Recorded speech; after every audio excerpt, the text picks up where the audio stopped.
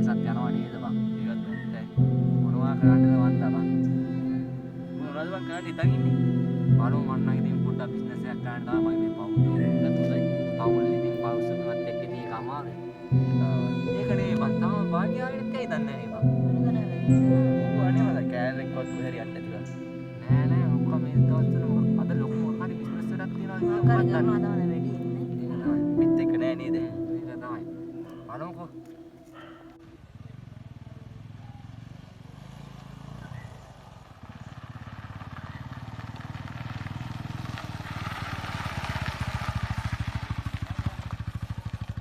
අපිට මචන්ලා මොකද මට සිරි බං අලුත් බයික් එකක් කරන්න බං. තමන් ඉතින් සල්ලි කියලා බැලුවේ නෑ ගත්තා. ඒක තමයි නේ උඹ. ඒක තමයි. උඹ අල්ලන්න එපා.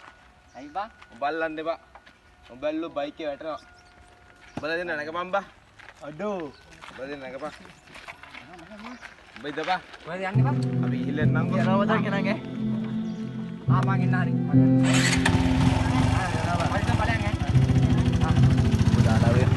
අපිටත් කවදාද හරි හරියයිනේ.